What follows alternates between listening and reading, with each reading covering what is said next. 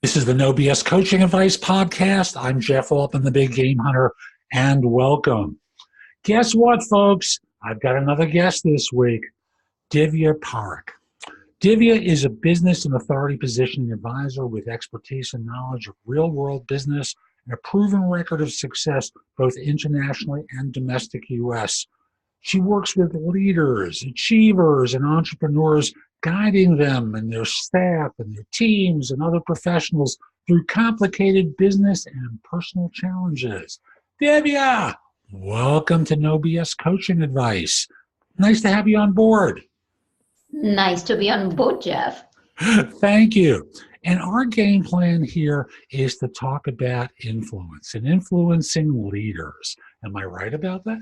You're absolutely right. And influence is something not only for readers, but it can be your audience, it can be your employees, it can be your colleagues, it can be yourself, it can be anyone, it can be your spouse, it can be your children. Influence is something that we use day in and day out. Gotcha. So I remember when we were talking as we were getting acquainted with one another, you spoke of different I's, and that's the letter I, folks, for influence that came into play as you were talking with me about this. So what's the first I? Well, it's not that they're in any specific orders because, these things happen. So there are different I's. So one of the I is inspiration, because what happens is, we can talk about inspiration and motivation. So when you inspire somebody else, they get motivated to take action. So that's one of the I's. And when I think of I's, I remember someone I met probably about a year ago named Lance Secretan, and he speaks of inspiration as being an internal quality, that people want to do it versus motivation, which is do it or else, do it because of, do it for any other reason other than you want to do it. So I love the idea of inspiration. And as I coach people, that's a big thing in how I work with them to get off this motivation thing and onto the inspiration track. How do you see the difference, or do you see a difference between the two? There is a difference. The difference is that, as you talked about, something happens internally. So let's say if you're inspired, and so many times, when you're talking about inspiration, it's also about passion. When you're passionate about something, when you're inspired through something. So for example, you go to a museum and let's say you're an artist and now you're taking a look at this beautiful painting and there's something in there that inspires you. And now you come home and as soon as you're inspired, it's going to propel you to get motivated, to bring that intrinsic motivation. It's not something that somebody has to push you to do it. So inspiration, what it does is it triggers that internal motivation that allows you to take action and move towards your goals.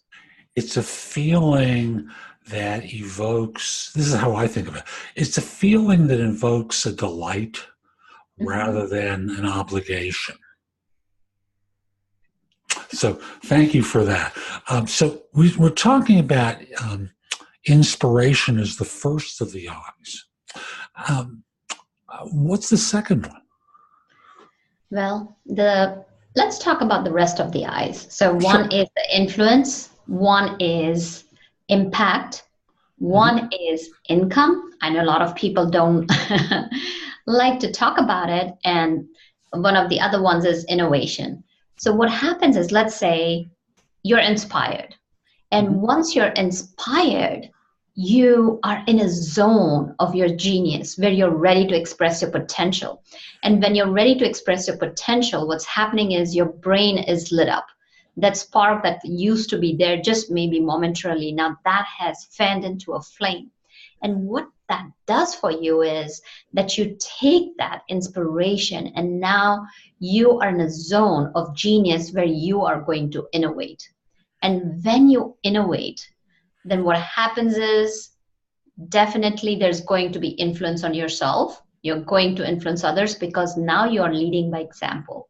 And as you mentioned, it's a feeling. It's not an obligation that, oh, I gotta go to work from 9 to 5. This is, you're doing it because you're inspired from within. There's something within inside you that's propelling you to take action. And as you're influencing yourself, there will be an impact on your personal life, on others. So similarly, you'll be influencing other people. And as you influence, guess what?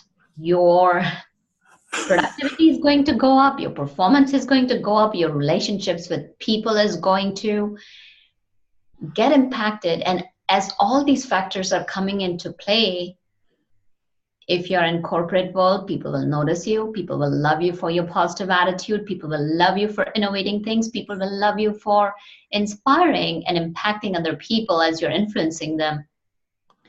And that promotion that you may be looking for, or even a raise, or it could be a title change or a collateral move with more visibility. And that's what will bring to you. And when it comes, income follows.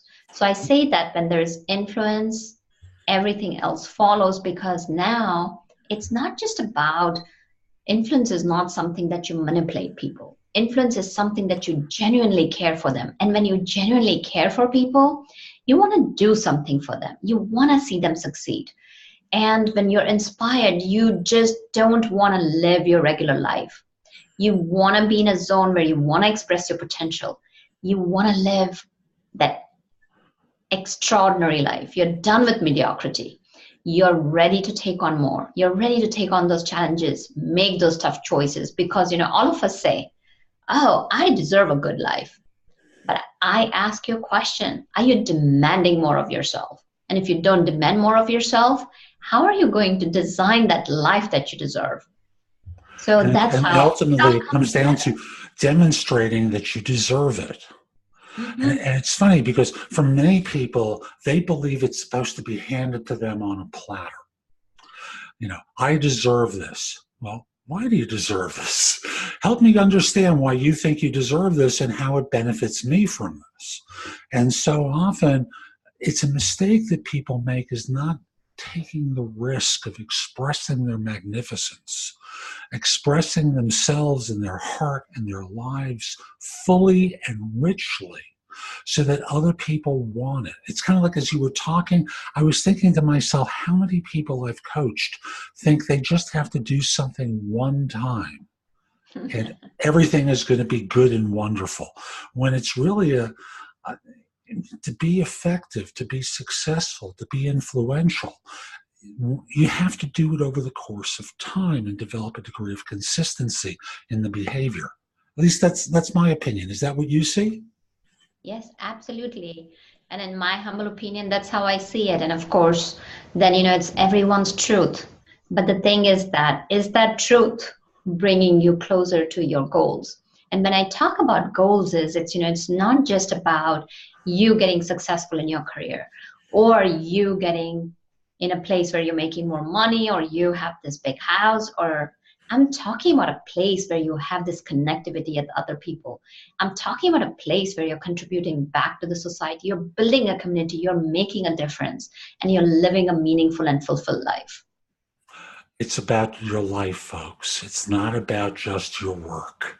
And your life is far more important and valuable than your work, and they're intertwined with one another for many of you, and as well they should be. Partializing and living one aspect of life well and the other aspect in a mediocre way, eventually it averages out, doesn't It it? does. So you work with a leader and they're trying to increase their influence.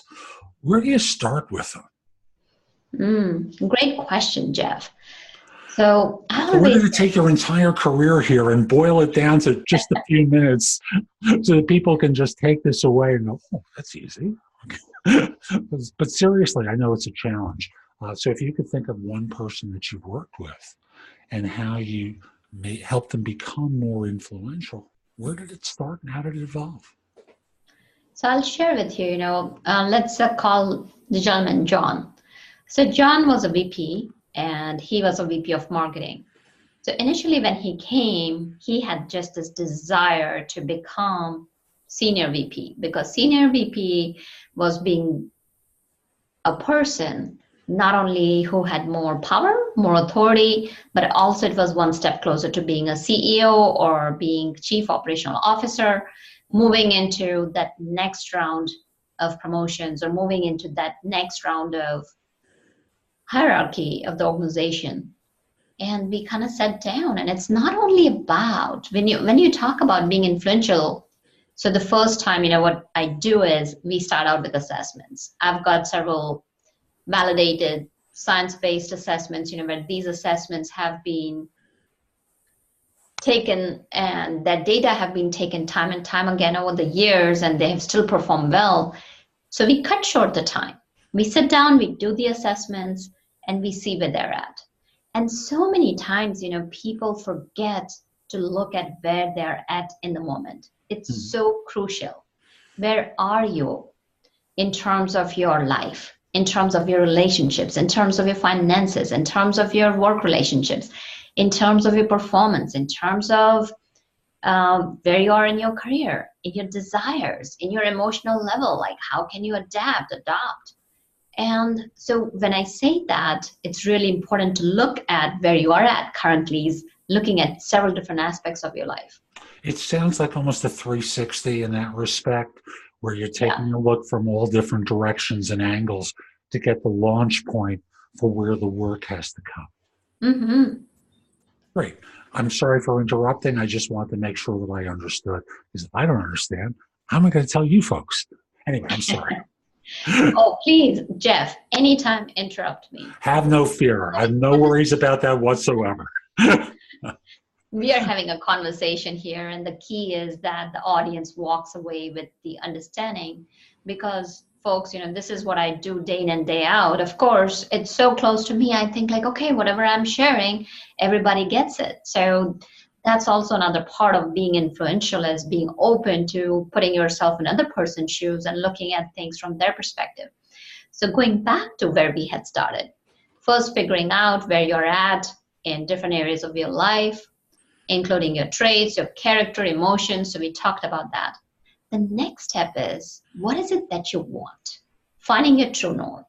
And so similarly, as we figured out what you want currently in the present and where you are at, we create 2 to 3 different milestones. So one can be a short-term vision, and another can be a long-term vision. That, okay, where do you want to be? What is it that you want to achieve in your life? Maybe 1 year, 2 years, 5 years. And then sometimes we'll even go through an exercise where I will say that, okay, this is, of course, people have to be ready for it. So this is probably like second or third session where we have built that rapport and where we have built that trust, where I'll say, okay, let's take a moment and let's visualize you are just an observer. You're observing from outside, and somebody is giving an eulogy for you. You've passed away. So what would you like them to say about you? That how did you live your life? Then we also sometimes sit down and take a look at, okay, what is it that you'd like your family to say or your workers to say? So depending on, how the assessments have come out, we do a lot of different exercising. And in the mindset, for their skill sets, for their action sets, for the emotion sets.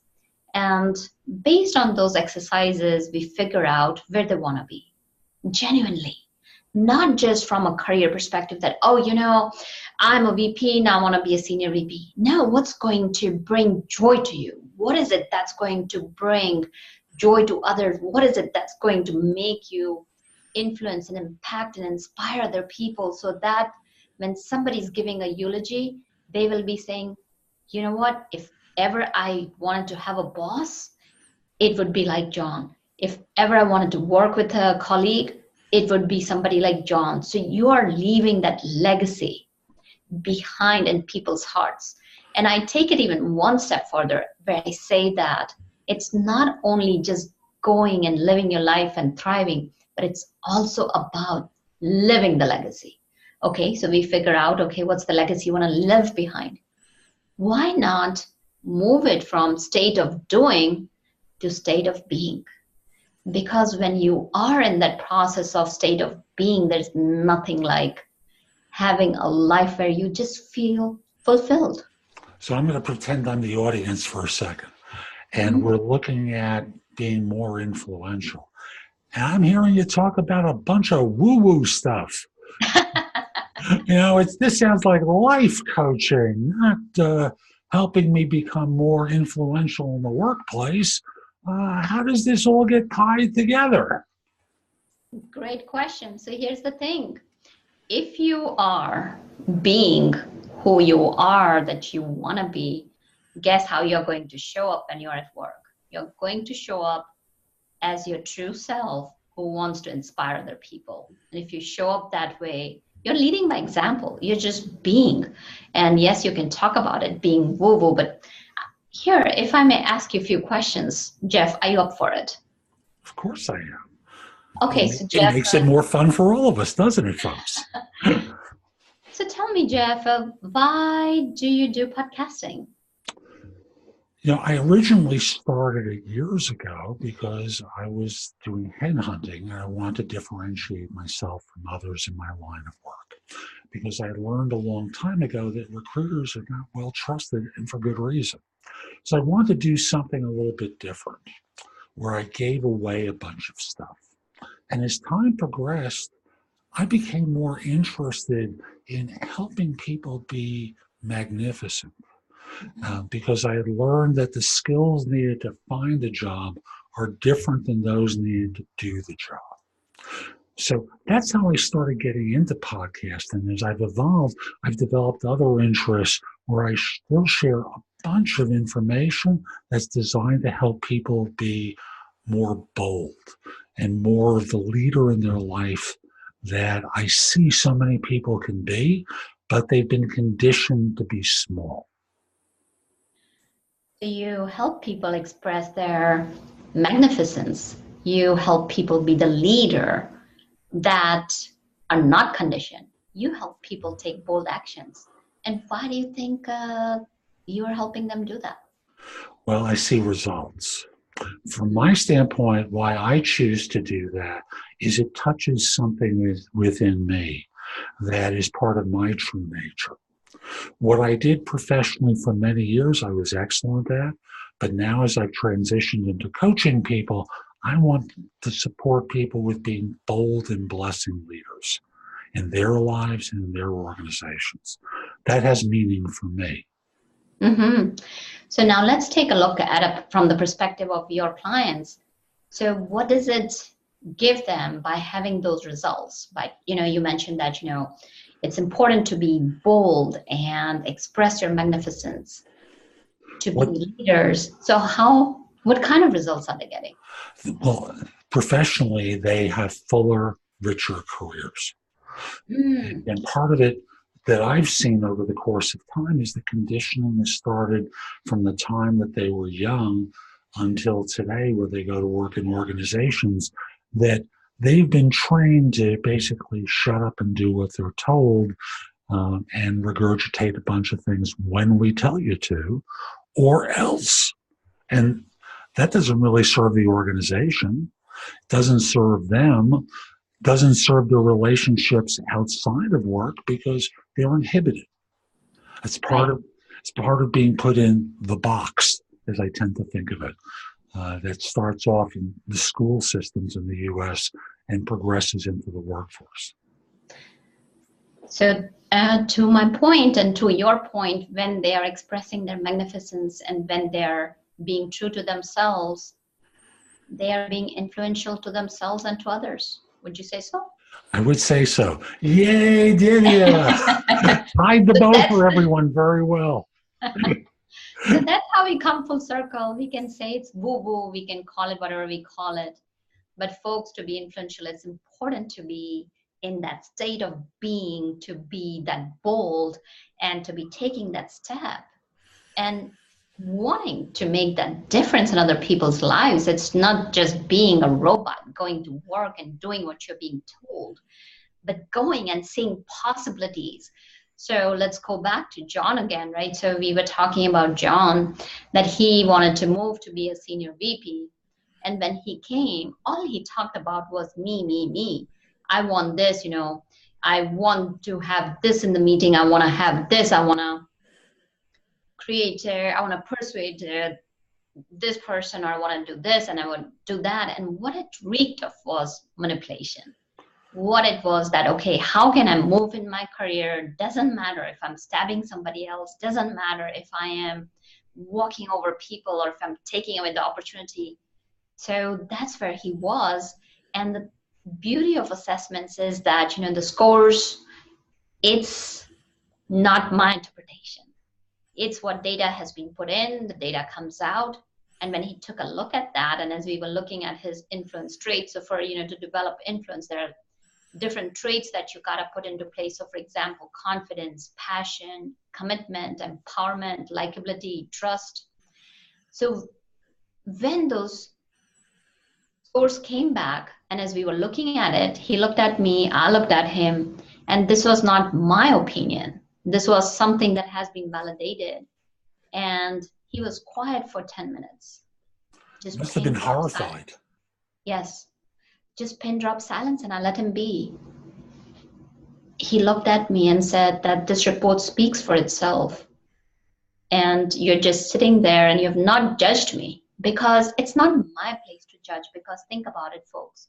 Unless you have the awareness of where you are at and where you want to go, you cannot change things. You cannot bring that transformation or that shift in your life. So then we sat down and we created a whole action plan, because the key is to have the right strategies.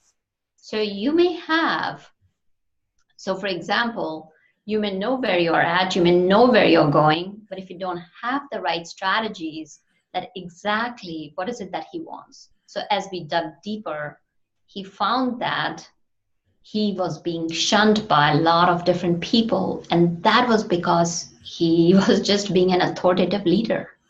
So it all circled back. And as we dove deeper and deeper, we found that he wanted approval. That's all there was to it. It was not that he wanted to be senior VP. So he thought that, the more promotions he got, the more pay raise he got, the more titles and more authority he got, the more influence he would be able to have over people. And we sat down and I asked him, what is it that you want? He said, you know what? I don't care about getting senior VP. I want to create a camaraderie. I want to be able to walk in the meeting room. And if I'm presenting an idea that's really relevant and benefit to the organization, I can influence people to see what the idea stands for. And we worked on his relationships. And I'll tell you, 8 months down the road, his peers nominated him to move up. They reached out to CEO and said that John's ready and he is a true leader. It sounds like, just using the John example, and please correct me if you think it differently, many people step into leadership, or what they consider leadership, and what they're really doing is managing. And as managers, they demonstrate an immature management style that is very directive. You use the term authoritative leadership. I tend to think of it as dictatorial management. Do this or else, which is kind of the way a lot of people are brought up. And where people are more effective, and this is gender independent, male or female. Men, I think, need to get conditioned to this a little bit more. I think women are smarter in this regard. And again, you can disagree with me. My feelings are not hurt. But men in particular, I think, need to be conditioned out of this dictatorial style into one where they are leading and inspiring rather than demonstrating this my way or the highway approach. Is that what you tend to see? The way I tend to say is, Jeff, regardless who you are, whether you're a guy or you are a female, or first of all, we are human beings. And yes, we have been conditioned. And the thing is that, just kind of recognizing, bringing that into awareness where I'm at. And based on that, opening up the horizons and seeing that there are now 5 generations working in American workforce right now. And millennials and the Z generation, they're not used to having this authoritative type or the directive type of leadership. So times are changing. And here's the thing, that if you don't go with the flow, you may have your position and power for a short time, but there is no longevity in it. And also, it's not going to bring you happiness. And if I may share a story, I'd like to share a story about another gentleman. It's a story that runs out there anyway. So there was a CEO. He took his team to this beautiful island, Cozumel, and they had gone there for team building and strategizing for the whole of the next year. It was the beginning of year. Which direction should the organization go in? What programs they should bring in? What kind of people they should hire? So they were bonding, and let's call the CEO John again. And let's say John would get up early in the morning and try to get a little bit of island time for himself. And at the same token, he would still have phone, and he would have his headphones, and he would still be dictating as he was jogging on the beach and as he was working as the sun rose. So what he saw was there was this fisherman who would go out on the ocean in his boat, which was a medium-sized boat, around like 4:30, 5 a.m. And then the gentleman or fisherman would be back by 8:30, 9 a.m.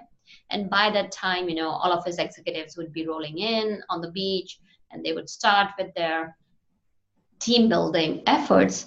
And he would see this fisherman just leave, dock his boat and go. And then it happened for a couple of days. And on the 3rd day, John asked this fisherman, "So how do you get so many fishes?" So John said to the fisherman that this is so lucrative. You just go for 2 to 3 hours and you're able to get so many fish. So the fisherman said, "I know exactly the spots and the timing. So I go there, I get my fish, and I'm back, and I'm done with my workday." So John said that, "You're missing out here." And the fisherman said, "What am I missing out?" He said, "You think about it. If you did more fishing, if you had more fishermen involved, let's say, instead of one boat, you had 20 boats going, and those 20 boats would bring in more fish." And then the fisherman asked, "Then what?" So John said, "Oh, you know what? Then you could build a small organization that could continue growing." And then the fisherman asked, "Then what?" Then John said, "Oh, you could start exporting the fish to US or to another country or any countries close by." And then the fisherman said, "Then what?" He said, "Oh, you could go public and your stocks would rise and you would make a ton of money." Fisherman asked, "Then what?" And then John said, "Oh, you know what? You could be seen as this powerful, influential leader. You'd be able to spend time on a resort. You'd be able to spend more time with your family, and you'd be so successful. You'd be so happy." Fisherman looked at John and said, "John, I have all of this right now. I'm working only 4 hours. I'm able to spend time with my family. I have plenty of money for my retirement because I know when to go and what is lucrative and what works for me." So basically where I'm going at is that bringing that joy back in your life. So when we talk about being influential, it's about being influential to yourself as well. Recognizing the facts that what is it that you exactly want, and knowing that it's not just all about money or power or position. So going back to the millennials and Z generation, so when we have intergenerational communication gaps that we are talking about, is understanding where the other generation is coming from. What are their priorities? What's your priorities? And meeting them where they are at. And it's interesting, most people, when they think of influential, think of the ability to influence others. And your definition is more inclusive in that it involves self-influence.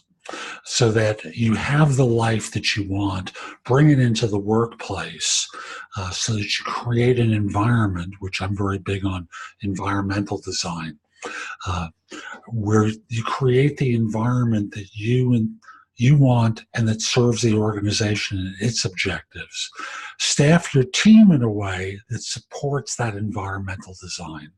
So it's not just filling slots, to use slang, with people who have particular skills to do jobs, but instead it's about creating the environment where everyone, including yourself, can thrive. Mm-hmm. You summarized it beautifully, Jeff. Thank you. And we're starting to come up on the end of time with one another today. I want to ask you, what haven't I asked you about so far that through, what haven't I asked you about so far that I should have, that would allow you to share a little bit more about the eyes in influence, in being influential? Oh, there is so much to share, Jeff. I think so. You've asked a lot of good things. One thing that I would love to leave your audience with is that think about it. It's a conscious decision to design the life that you want and the life that you deserve. And just taking that action. And I always say that, you deserve better because each and every one of us has that potential. And I believe that each and every individual has a genius that they can express. So yes, you deserve the life. I would say you deserve it. Know that, believe it. And at the same token, demand more of yourself to be more, do more, be more, and influence more. Beautiful. Divya, how can people find out more about you and the work that you do? Oh, people can reach out to my website. It is www.divyaparekh.com. And I'm assuming you'll be putting it in show notes so I don't have to spell but out. you also spell it just in case people just listen to the podcast and don't go to the show notes.